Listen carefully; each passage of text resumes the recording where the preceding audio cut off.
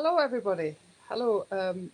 We are just delighted to have you here. I think we're close to 600 people registered for this event, so it's wonderful. I'm Corolla Dillenberger. I'm the director for the Centre for Behavior Analysis in Queen's University, Belfast, and we are delighted, absolutely delighted, to host our inaugural speaker, Dr. Julie Vargas, for the celebration of the World Behavior Analysis Day. We're a couple of days late, but I think that's quite excusable. The day itself was to celebrate on the 20th of March, which of course was B.F. Skinner's birthday. And I know many of you know about Julie and know her, and I don't think she requires any introduction from me. Julie, I'm going to click off here and let you people want to hear you, so that's the main thing. Okay, over to you. Well, thank you very much. And I am very pleased and want to thank you, Corolla, for inviting me to be your inaugural speaker on the 2021 webinar series. So I am very pleased to be here or there, wherever you all are. I also like to mention the B.F. Skinner Foundation and show you what our magazine looks like. The magazine is Operants, and you can subscribe free by going to our website, B.F. Skinner Foundation. You can easily find it. Well, my title is B.F. Skinner Father, so I'm starting out with when I was born. My father was 34, and my mother was 27. That's a picture of them just about that time. We lived in Minnesota, where my father was a faculty member at the University of Minnesota. Here he is as a new father, and yes, that's me. I was the older of the two daughters, and you can see he's very pleased. I don't remember very much about my interaction with him when I was that age, but I do remember what he was like as a grandfather. He loved kids. He always loved kids. You can see here with his first daughter, and by the way, that is Lisa Christina Tillman now, who is the president of the B.F. Skinner Foundation. So you were meeting the president of the B.F. Skinner Foundation. Lest I neglect my other daughter, this is our other daughter with my father also. Some years later, because Christina was the firstborn. When I was 2, my parents had a problem with me. I had a rag doll that I absolutely loved, and I wouldn't go to bed unless I had my rag doll with me.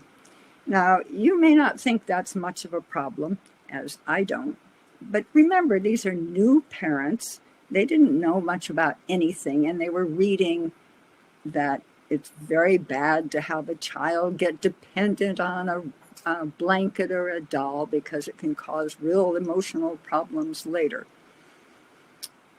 My parents also knew a couple, and one of the couples always had a thread around her finger that was left over from a obsession with a blanket that she couldn't let go of, even as an adult. So they did consider this a problem. So what to do? My father found that he could put the doll on a table right by my bed, right close. And as you might expect, he began to move the table a little farther away, a few inches at a time. And anything in blue print with quotes is something that I got out of his autobiography. Now, this is kind of a successive approximation technique, but it is not shaping. It looks like you might think it's shaping, but shaping requires the person that's shaped, in this case the baby, to be behaving, and then actions are reinforced, starting with the ones that are closest to whatever you want to end up with. But I wasn't doing anything, I was just lying there. So what they were doing was trying to prevent an emotional outburst, and that's now called systematic desensitization. It's kind of a successive approximation, but it is an approximation of giving stimuli that are a little more dangerous, more likely to create the outburst, a little more until you have no problem. And of course, I no longer have the doll, and nor do I have any fear of losing anything out of the bed except for my husband.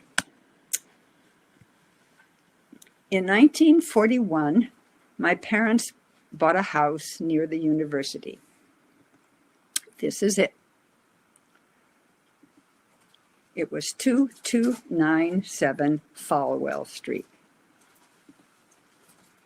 1941 was also the year the United States entered the Second World War, and my father wanted to help with the war effort. This is actually a picture, you can't tell, of a pigeon, which is that blob in the bottom of the circle, and the pigeon is pecking at a very light-colored white boat. Now, you have to realize that in 1941, there was no radar. There were no missiles. So the way that enemy ships were destroyed was by pilots in planes carrying bombs. Well, the problem was that if they let the bomb go too high up, they would miss the boat. If they waited until they got close enough to be sure they would hit, the anti-aircraft guns would down the boat and the pilot too. Now, the pigeon was trained to keep pecking at the boat so that if the missile started changing direction, the boat would look different on the screen. The bird would peck it and guide the missile back on track to hit the boat. So here's what it looked like. You can see that as the boat starts swerving to the left, the bird hits it and drives it back to the center. This is what the actual missile looked like, and it was quite complicated. As you can see, all the equipment on the right. The military was not very enthusiastic about birds being reliable. So they actually required that the missile had 3 of the windows and 3 birds, and then whichever 2 agreed would determine which way the missile would head. I remember that time because my father taught me how to handle baby pigeons in the coop. He had built a coop in our backyard. It's the only time we had a pigeon coop in our backyard was when we were in Minnesota. And I loved playing with the birds. He always took my daughter and me, my sister and me, and my daughter too, but my sister and me to work with him on Sundays or Saturdays when no students around, or there were only students that are working in the lab, and would let us handle the birds and look at things. And this is many years later. My husband and my younger daughter, was again shown to the lab and handling a pigeon. When I was just 6, a second child was on the way. And my mother recalled, not the second child, that I had been, and again, as my father described it, zipped into a flannel blanket, arms in flipper-like sleeves. Pretty awful. So she said, "Fred, can't you do something?" Well, of course, my father thought, yes, of course I can do something. So he set to work, making what he called a baby tender. It was almost done when my mother went to the hospital. 2 or 3 days after Deborah was born, and again, this is my father's writing in his autobiography, I found Julie missing. I had made a kind of jungle gym in our backyard by tying a ladder against a clothes pole, and the ladder was now against the window of Julie's room, and her bed was empty. The window was open also. Well, this was pretty horrible. This was not so very long after Charles Lindbergh, who was the pilot that had flown nonstop from America to France across the Atlantic in a tiny little plane, something that would be like toy now, and he was terribly famous. He got all kinds of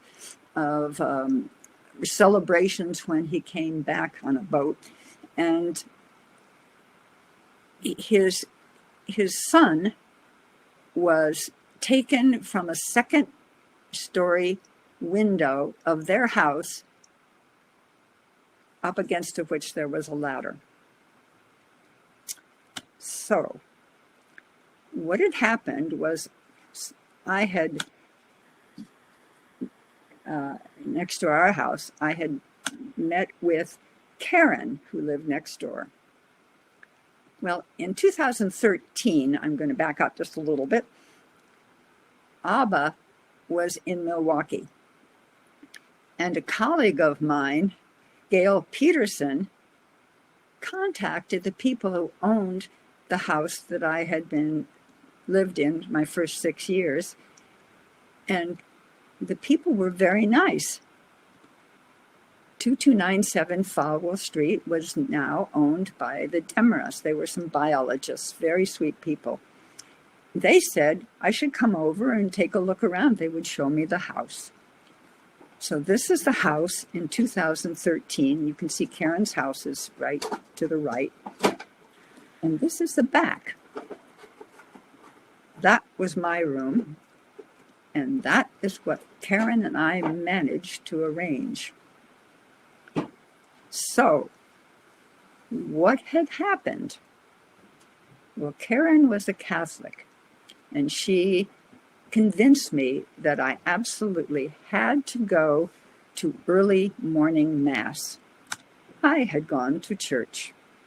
She also said I had to dress up well, so I went in my best outfit, which was a filmy fairy costume with globs of hot solder which splashed out as bright spangles. The costume is something that my father had made because I was taking tap dance lessons. I remember he would play the thing I was supposed to dance to on the piano, because he always played the piano, and I would tap out the dance. I still remember it's tap, tap, tap, tap, tap, tap, tap, tap, tap, tap, tap. Well, I was wearing tap dance shoes when I went into the church. I remember so well tapping my way down an aisle with a stone floor, and everybody turning around and looking at me and smiling. And I remember feeling very pleased that they liked my fairy costume so well. Eventually, of course, I came home, and Deborah came home, and the Demarest very nicely showed me the inside of their house too. And this is the room where my sister was in the baby tender. you can see that there's an angle in the ceiling. This angle is exactly the same as the one that I have a picture of Deborah. You can see right there, it's the same angle. So that was my sister. Of course, this was not immediately after she got home, but it's a picture that my parents took of her playing in the air crib. Baby tender, they called it. Deborah thrived. When I was a little girl, zippered in a blanket with flipper-like sleeves, I still got colds. I had many colds, and my parents, of course, had to deal with that. Deborah never had a single cold during her first year, nothing. And not only that, but she grew up to be an artist, and she lives in London. And her art, I love her art. This is one of the kinds of things she does. She draws horse drawings, and you can actually still buy them. I think she has a website, Deborah Skinner's Art or something like that. I'm sure you could find it by searching. And she used to do color etchings. Now, these are very complicated because you start with a steel plate, and the steel plate is slathered with a wax coating, and then you draw on the plate, and it cuts grooves in the wax. The whole thing is put into an acid bath, which eats away everywhere you have drawn, and then you ink that plate and put it in a press, and it's a very big press with a lot of pressure, and it pushes the inked plate down on the paper. To make it more complicated, you have to do a separate plate for each color. And then, of course, you have to line them up, because if you don't, you get smudge. So she's really talented graphic artist, and she won the first place in an art contest in the UK. I've forgotten what year, but I've always been very proud of my sister, my little sister. When we had a child, my parents bought an air crib for us. It's like a baby tender. And it was a fellow, John Gray, who made a couple of dozen of these things and sold them, and my parents bought one for us. This is my father and the president of the B.F. Skinner Foundation, our firstborn, and he is matching hands. One of the things that's interesting about my father as a father was that he was always talking about behavior and why people were doing the things they were doing. And I remember that he held out his hand, and Christina, the tiny baby, matched her hand. And my father said to me, "This is interesting, Julie, because there is no way that baby could know that I wanted her to match hands. There's no way. It's got to be some kind of genetic input." And I think this is interesting because a lot of people inaccurately say that Skinner didn't believe in genetics or genetic input. That's not true. He always thought that everything was an interaction between the genes that you were born with, or whatever genes you currently have, and your interaction in your current environment.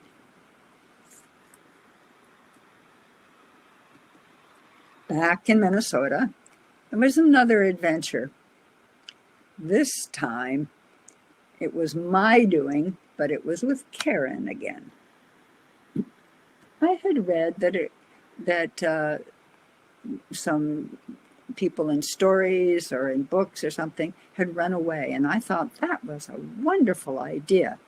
I thought it would be a lot of fun to run away. So I convinced Karen that we should run away. Now, to the right of these two houses was a hill that went uphill, and there were a lot of houses on that, and that's where we all played.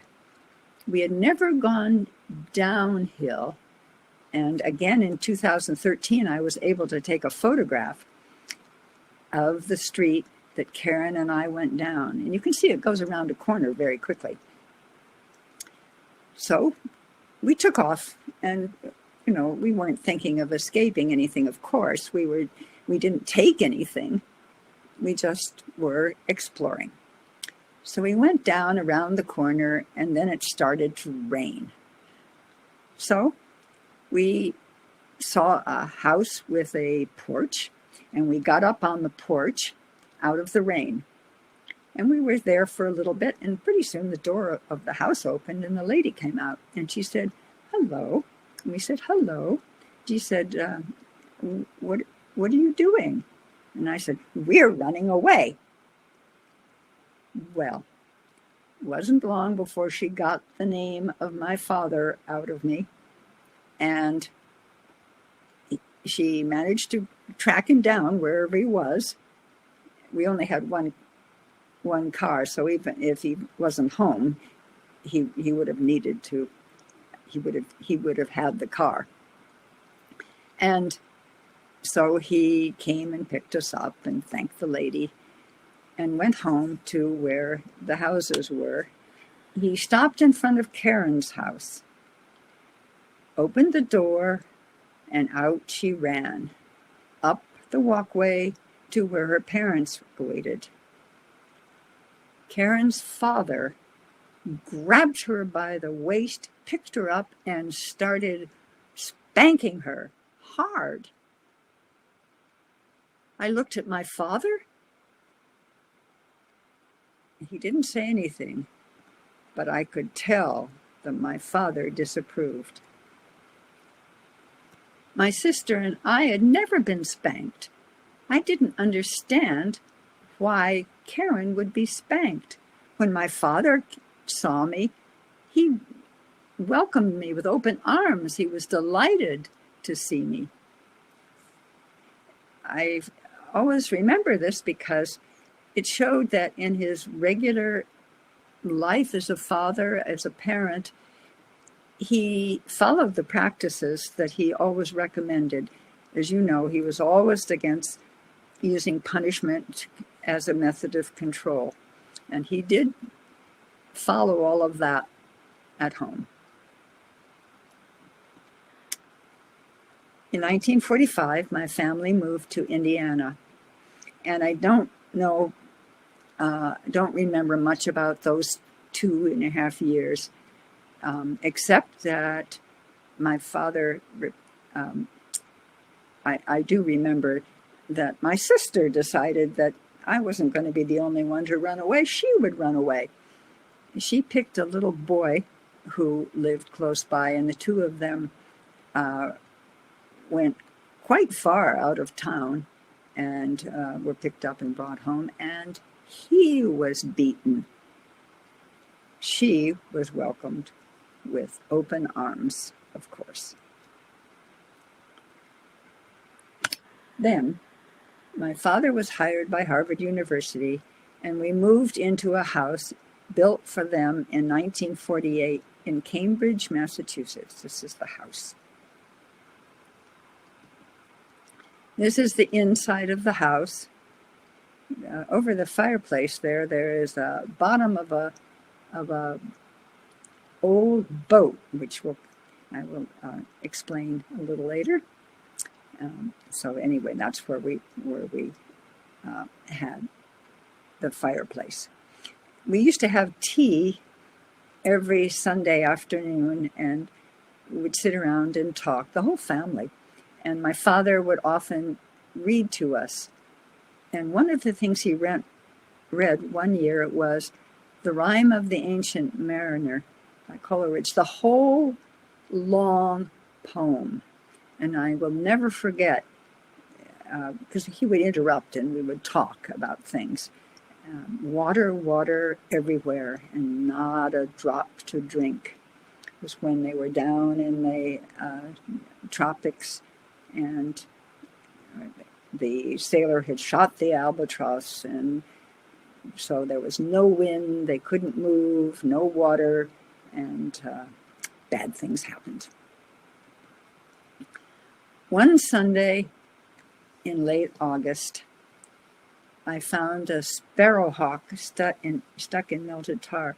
It was a very hot day, and I think the sparrowhawk must have thought that the glittering tar was water and gone down to have a drink. But anyway, he was stuck, and we had cats in the neighborhood, and I knew that he would die very soon. So of course I had to rescue him, and did. I brought him home, and one wing was full of tar. So I went and got my father and said, "Daddy, you have to help." I always called him Daddy. My father started cleaning the wing with some unpleasant fluid. I don't know whether it was alcohol or paint thinner. I don't know what you use for tar, but anyway, whatever he used was unpleasant. And the bird turned around, pecked his hand, and drew blood. And my father said, "You little devil." And I called him Diabolito. Well, of course, Diabolito had to have a place to live. In our house in Cambridge, my sister and I each had our own bedrooms, so Diabolito was to go in mine. And we had an old pool table, a very small pool table, downstairs, and my father made a cage for Diabolito. That's the cage. It looks like there are more than one bird, but that was wallpaper behind. My father always taught my sister and me all the principles of shaping. We shaped every animal we ever had. With Diabolito, I didn't shape tricks the way I did with a parakeet later. But he did tell me that in order to be able to have the bird come to me, I had to be very patient. So I would sit for hours holding a hamburger in one hand with a glove in the other, because the bird's talons are very sharp. And I would hamburger with mixed ground up eggshells in it for the calcium for the bird. And eventually the bird got so that he would come to me in my gloved hand. I let him fly around, and he would come to me in my gloved hand, and with the delight of a daughter who has a pet that's clearly hers, the bird would not go near anybody else, not near, even my father. All winter I took care of Diabolito, and eventually spring came. So it was time to plan for release. My father thought, well, he'd have to learn to hunt in the wild. So one day he brought home a live mouse. My mother was not pleased, but we assured her that Diabolito would get the mouse. He put the mouse in the cage and quickly left the room.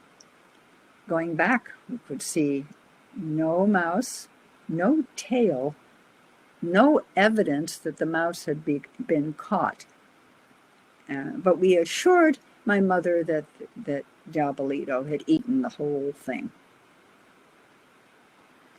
So it was time to let Diabolito go. So my father made a little carrying case for the bird. We put the bird in the carrying case and planned to release it. We lived in a very good place for releasing a sparrowhawk. That's our house, and I've drawn the streets just in our little neighborhood. There were houses in the other neighborhoods too, but we lived next to something called Fresh Pond, which was actually the water supply for Cambridge, and Mount Auburn Cemetery. Well, we let him go in Mount Auburn Cemetery. We went to pretty much, you can see it's very close. It's only 1, 2, 3, 4, about 5 blocks away.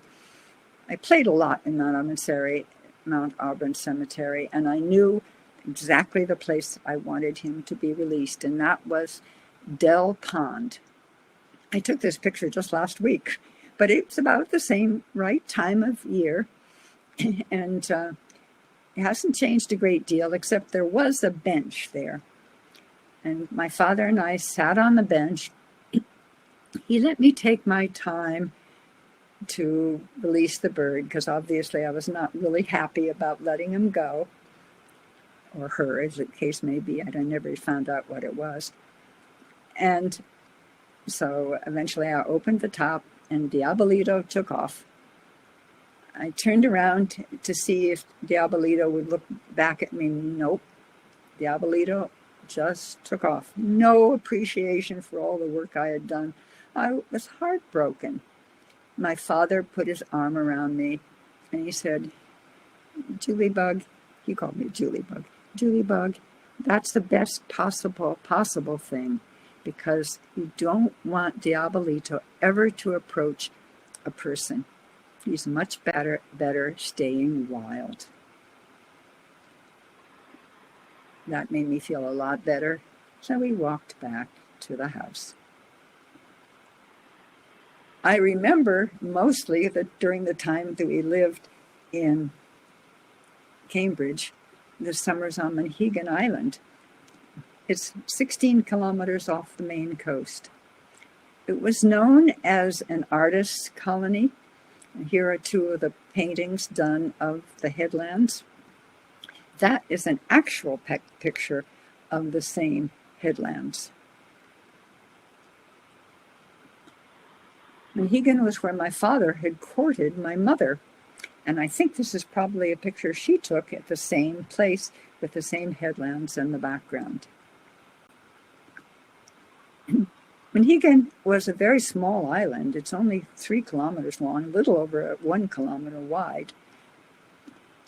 And the headlands are on the back side, and the harbor has the houses for the fishermen, and the downtown, we called it, was 1 block. We spent, my father had stayed with my mother in the Trailing U, which was a little inn, and we decided we'd have dinner there every night so that my mother wouldn't have to cook, because she spent a lot of time cooking for the family at home. She was an excellent cook. She followed Julia Childs and did wonderful dinners for us, and we always ate together in the dining room. We had complete freedom to run around and do anything we wanted in the island, around the island. The only requirement was that at 6 o'clock we were to be at the Trailing U. This is what the Trailing U looked like in a painting my father made around those early days when he was courting my mother. This is what the same spot looked like later when we were there. That's my father and my sister with her dog, Hunter, who is being very well behaved, of course. That's the Trailing U location. This is our house. And this is our house. There was no electricity on the island except 2 places had a generator. The post office had a generator, and the general store had a generator. And other than that, there was no electricity anywhere, including in the Trailing U. So there was no entertainment at home, really, games, and that was about it. Though we had Sears Roebuck catalogs. They were thick catalogs. And during rainy days, I would spend my time going through the catalog. And lest you not know what kinds of things were in there, here is a page of the latest fashions. It also had other things, including guitars. One day, I was looking at the guitars and thinking, I would like to play a guitar. And the island had a lot of people that played guitars. It had no symphony, it had no band, it had no recorded music, no electricity. So the only thing left was to make your own music, and guitars were popular. My father said, okay. So he wrote out an order. That's how you had to order. There was no internet, of course. And enclosed a check, took the mail down to the post office, mailed it out, and you had to take your mail all the way down to the post office in order to mail a letter. And in several weeks, here came the guitar, along with a book, Play Guitar in 5 Minutes, right here, right now. So I started to learn. I managed to tune the guitar all right, and I opened the Play Guitar in 5 minutes, and I spent 5 minutes, but I still couldn't play the guitar. So I put the guitar down and probably picked up the Sears Roebuck catalog to find out what else there was. In any case, my father's reaction was simply paused a little bit, and he picked up the guitar and started laboriously to put his fingers on the right place. I saw that he was not doing a very good job. So I went over and I said, "Daddy, let me show you how to do it." So I showed him, and of course, he was very appreciative, and that was very positive for me, so I kept at it. And those people that played the guitar all over the island would show you new chords, new strums. It was wonderful. I got hooked, and that is me on our swing playing my Silvertone guitar with my sister sitting next to me. Monhegan has a lot of North Atlantic storms like Ireland, and there often were wrecks. We would go and watch the wreck. And eventually the last of the boat would left and more storms would occur, and pretty soon there would be useful debris in the rocks, on the beaches, all around the island. Here is the kind of thing you would find. My father found these two and picked them up. My father and I would go often walking together, or my father and my sister, or the whole family would go together, and we'd bring it back to the shop. And my father would always manage to do something with debris. With this, he made what he called the trolley. It was big pulleys tightened the rope. There was a broom handle, a smaller pulley. You grabbed the handle and you went flying down the hill. He also picked up a stove grate, which he brought in. It wasn't mounted, of course. And my mother said, if that's going to be a lamp, you're going to have to do something. So he did, and he put it on worm-eaten lobster pot laths.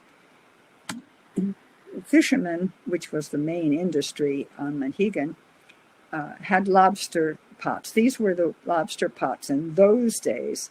And of course, they would get destroyed, and pieces of the lath would be underwater where there were worms that ate them and made beautiful lobster lath. And so that's what my father used for the base of our lamp. It was originally silver colored, but it's sort of gone down to brown now. It's currently in our living room. Of course, being on an island, everybody thinks of boats. I was old enough to learn to sail, so my father bought a full boat. Here is the original.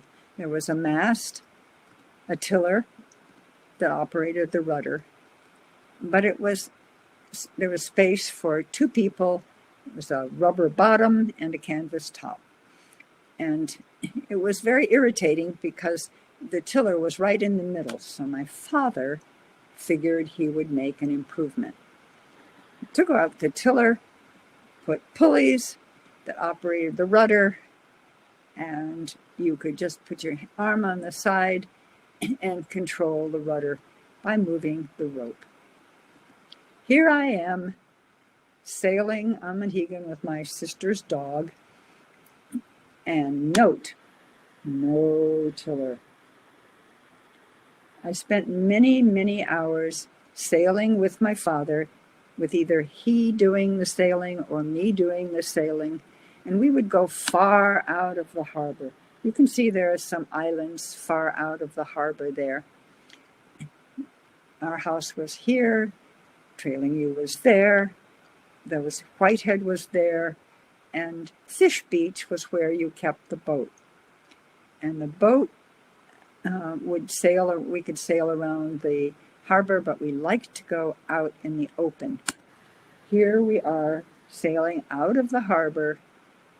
I think probably the two of us together. I don't think I went out very much by myself, though I did occasionally. Sailing away off of Mohegan Island. Lest my sister be neglected, she was 6 years younger than I.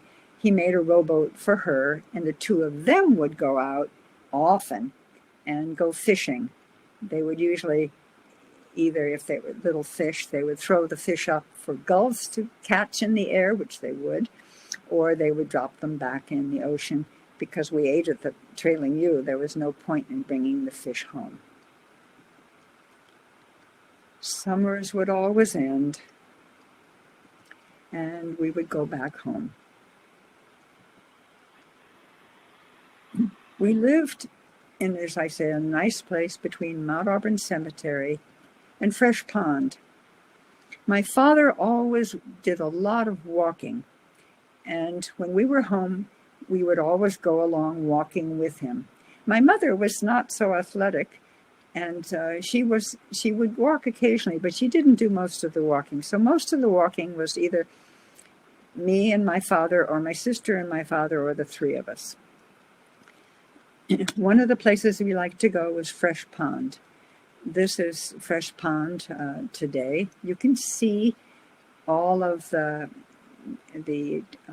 path around it. It's about it's 3 miles.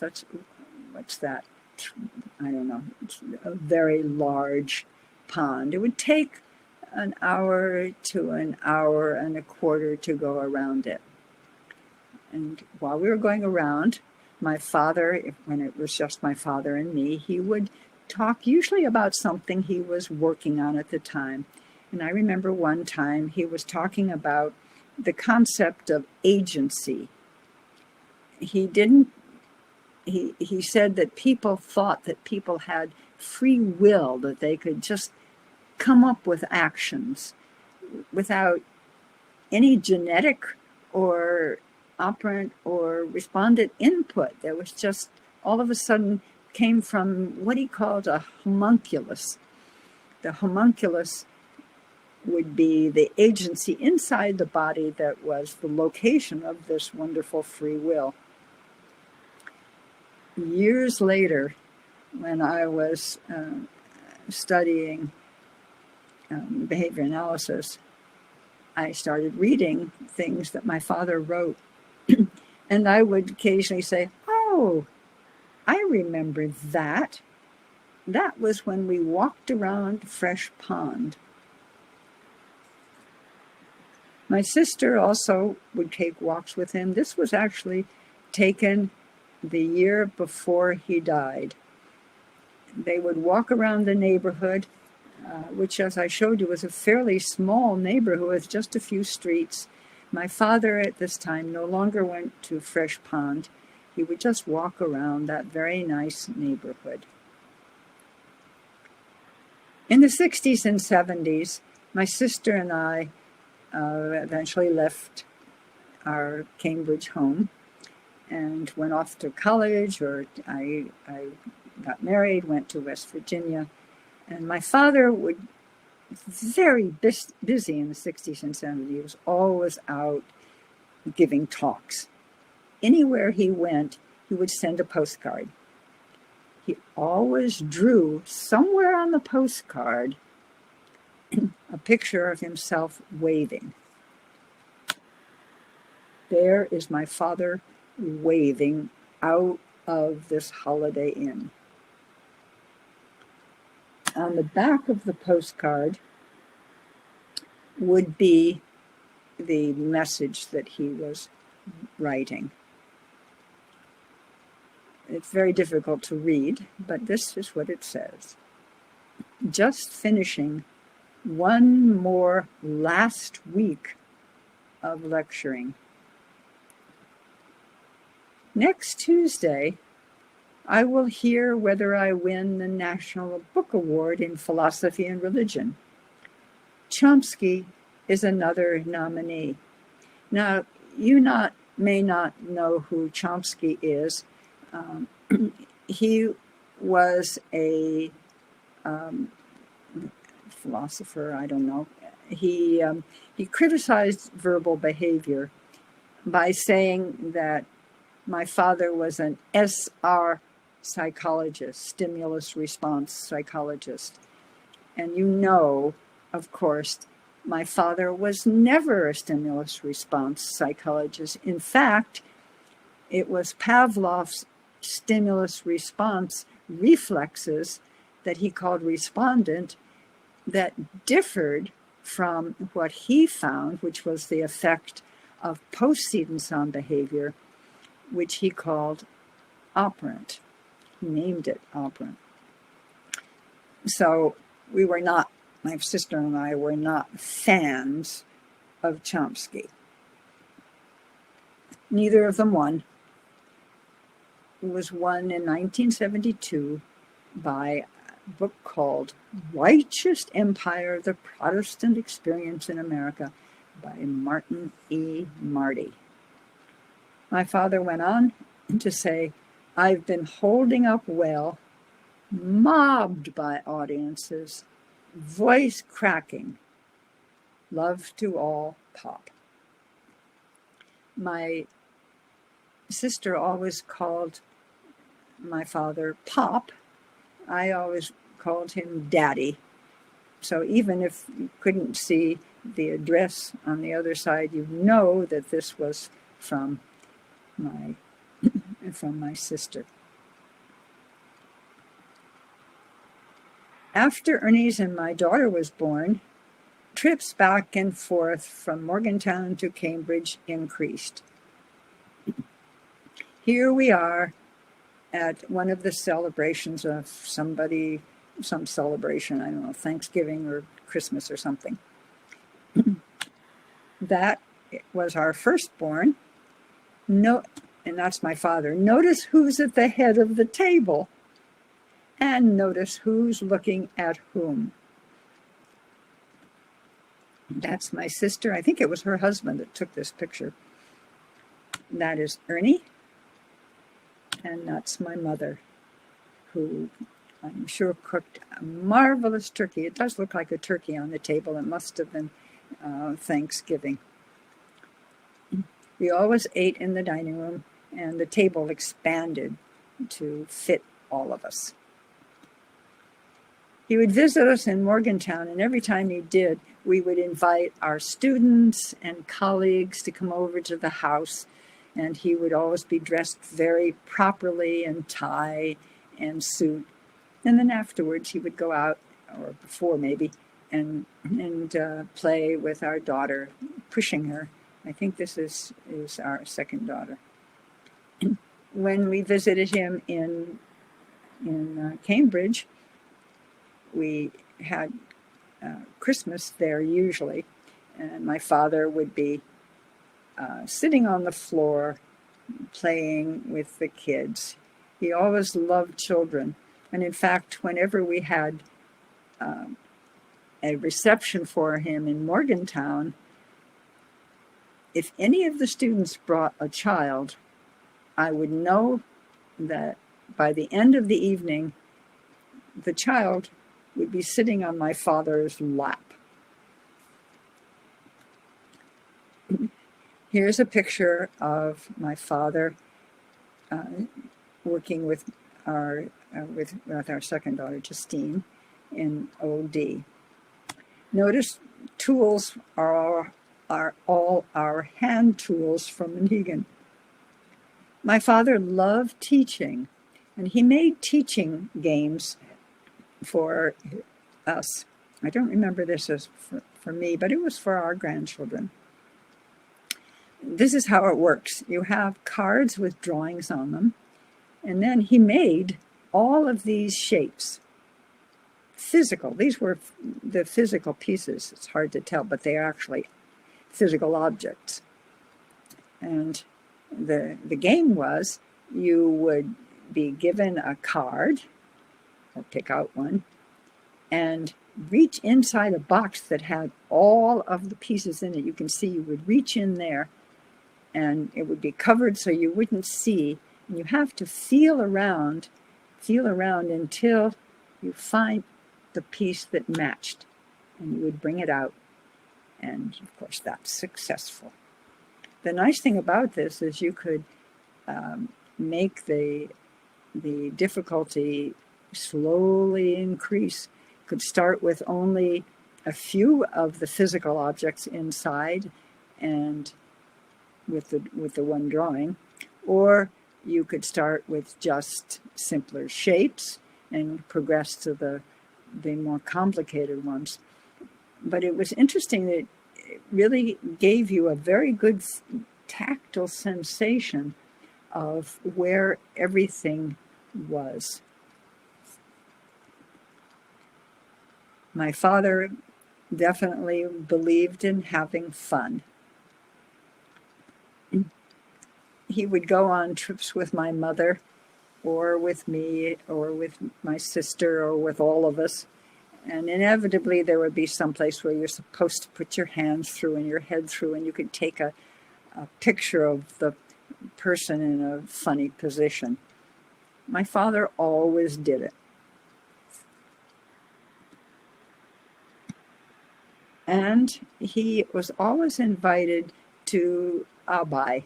In those years, the Association for Behavior Analysis didn't have its international attached.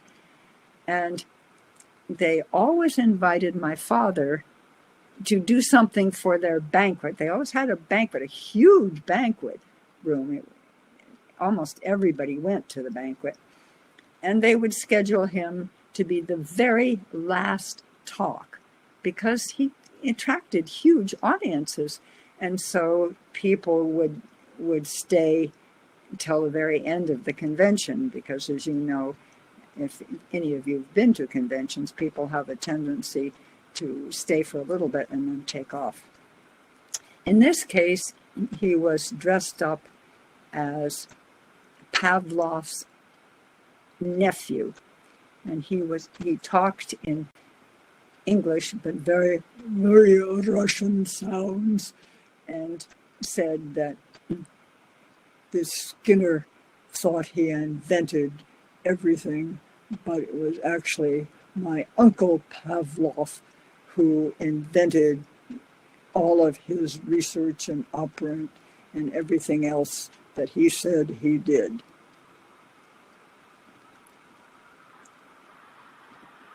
Wouldn't it be wonderful if every child could have a father and mother too? I haven't said a lot about her because this is about my father, but had wonderful parents as my sister and I did, and there were no brothers, so it was just the two of us. But now it's 2021, and all of you that are listening, and scattered around the world, according to Corolla. It's up to you to spread our science with its humane practices to make the world a better place. Thank you for listening to me. And if you want to get to the B.F. Skinner to get your albums or something like that, you can go to www.bfskinner.org or https community.bfskinner.org. And I would also, again, thank the Center for Behavior Analysis for giving me this opportunity to address all of you.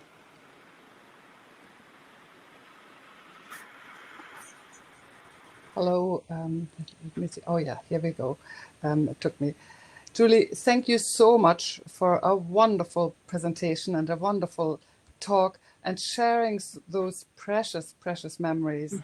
I think one of the things that the younger generation of behavior analysts are missing out is that direct contact, that direct feeling that they actually have with, that they can get to know something about your father and his work and what it was like as a man and as a father. I'm trying to get to the, oh yeah, here. You have a couple of questions if you're happy enough to answer some questions. I'd be delighted. Yeah, the question that drew the most interest seems to be, what piece of work do you believe your father was most proud of and why? I would probably put in, apart from the two girls.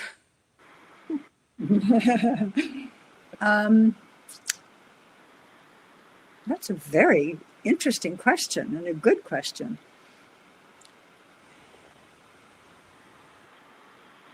I suppose it must have been the original operant chamber, because that's where he discovered that if you tracked behavior as it was ongoing and reinforced it, that you could control it by how you scheduled the consequences. And the whole idea of selection by consequences, nobody had ever thought about that. People sometimes say, oh, Thorndike did it. Well, he didn't do it at all, because he analyzed everything he did as stimulus response. The animal had a stimulus and it made a response, and he never looked at behavior as it was ongoing. They were all trials. Put the animal in and see how long it took him to get out. That is not the same thing at all. You can't see schedules. You can't do any of the kind of work my father did. So that's what I would think. Yeah, I think that's probably the foundation of the science that we are holding so dear at the moment. I'm just wondering if you maybe clicked on stop sharing your screen, then we can see yeah, that's better. I thought I had done. No, that's much better, because then people can actually see you responding, which is lovely. Okay. Another question that a lot of people were asking: what book published since his death do you think he wish he was able to read? He would have been able to read. People would be able to read? No, he would have liked to read a book that he would have liked to have read that was published after he passed. I suppose that's a difficult one for... Well, you know, he liked poetry, and he always had books of poetry around. But I think that he was always fascinated by the World War and the control that Hitler had. He was fascinated by that. And there is a new series of 3 books by Atkinson, his name is. And they're 3 books. My husband's reading them, which is why I can remember them. And they are about World War II. They start with the work in Africa, and then going up through Italy, and then the final I guess, done the final successful invasion of Germany itself. That you think he would have enjoyed? He would I have think he liked would to have. read that. He would have really liked it. It's written almost like a novel. It's well written, very well written. Right, thank you. There's a question here that was quite interesting, actually sparked off by some of your slides. The question came to this person that asked it after seeing the picture of the matching hands. When your father talks about behavior as a behavior analyst, it might be said by some that he has allowed love to be sidelined by rational analysis. How would he respond to the suggestion that it is inappropriate for him to let love take second place to rational analysis? Because that was a very loving gesture with, yes. with the Well, with the you know, child. he actually wrote about the three kinds of love. Yeah. And one of them is the kind of love you have for, your country or your profession. I mean, I would say I love, and I would call it behaviorology to make it even farther away from psychology.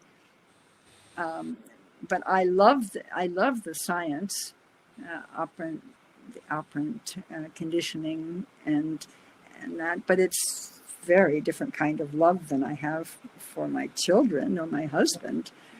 And I can't remember the third, but he did have an article about that, and he didn't think they were contradictory at all. I think that in reacting with us, he reacted solely as a father, and unfortunately, he sometimes reinforced things he shouldn't have. If we were upset, he always came and tried to help us. And I would have loved it if he had shaped a little bit more well, he did do quite a bit, but shaped a little bit more of professional behavior of doing things on time, that sort of thing. But he couldn't stand to see us unhappy. I think that came across so lovely in your talk. Just the love. What he was a father, first of all, from your perspective, obviously. Absolutely, and that's just lovely. Here's somebody asking. They recently read his work, "The Shame of American Education," and they were wondering about your own thoughts. I mean, you've written widely on education and bringing behavior analysis into the classroom. What are your thoughts on the education system at the moment? Well, I taught for 37 years in a school that had a department of education. I was in educational psychology, but a lot of people were teaching education, and they still today have not understood operant conditioning. You still find aversive principles being used. In fact, Ernest and my granddaughter was in a school in a little town in Massachusetts, Dudley, and she was not happy with a teacher until she got into, I think it was 6th grade, and she loved this teacher. And I said, well, what's different? It was a behavior analyst. So the teacher was reinforcing what she wanted of my granddaughter, and not punishing her when she didn't do something correctly. She is doing extremely well right now. She was just invited to honors classes for her 7th grade. I think it's completely the point of love and using reinforcement appropriately. I mean, it's all about, I keep thinking of self-awareness whenever it comes to being aware how your behavior influences other people's behavior. And that's all about love and being aware of that and doing it in a loving way. So I think that's... The other thing I think is very important is that in behavior analysis, too often we record misbehavior or behavior we want to decrease. Mm-hmm. And I think that's a big mistake. Yeah. I think we should look almost entirely at behavior that you want to increase, because when you pay attention to the things that your participant is doing correctly, you see all the good that the person is doing, and you know what happens is you start liking them more. Mm-hmm. Whereas And they if start you're liking you more. paying attention to only the bad things that someone does, you end up saying, "Oh gosh, he does this and he does that," and it works for husbands too. And of course, Yeah, when they're doing all the things that you like doing, they don't even have time for all that misbehavior oftentimes. that's It right. sort of nearly goes away without, That's right. oftentimes it goes away without doing too much. Yeah. Here's an interesting question about Walden too. They were wondering if you've ever visited any of those international communities that are set up based on Walden too. Yes, I went to Los Horcones in Mexico, and I stayed there for a week, and I think they had electricity, but you had to heat water in order to take a shower in the one shower they had outside, and it was pretty primitive, but I thought it was great. I think they did a special job to make it nice for me, because they had a guitar sing, and they did all kinds of special things. My husband visited a little later, and he's more a sociologist, and he noticed that all of the rules were really being made more by the top people, and that the property was not shared with the people who participated, and so that it was not as ideal as it should have been, because in Walden too, you owned part of the community. He actually wrote a whole lot of notes, which I think we will probably post somewhere on the foundation website sometime, about what we would have to take care of in starting a real one. For example, what do you do if you have somebody who has a lot of money stashed away and needs it to support a relative or something like that? There are all kinds of questions. Yeah. It's not. But I liked it, but I'm not a sociologist, and I didn't notice anything other than what they wanted me to see. Yeah, I think whenever somebody like yourself goes to a community, they always put the best foot forward, probably, and it's difficult to see the cracks if there were any. And the final question was about the contemporary developments in research and practice of behavior analysis, and what you think he would be most interested in, what's happening, recently in the science. What kind of research do you think he would have liked to have carried out, but never had a chance? My father always worked with animals, as you know, but he always said that the test of any science is the practical applications that derive from it. If your science cannot produce practical effects, then it's not a good science. And I think that he would be amazed at all of the work being done with people now, especially, of course, children with autism. But there's research being done that is that the participants love being in, because it's reinforcement based. And I think he would be very interested in that. I think he would like to see more research done that wasn't based on discrete trial.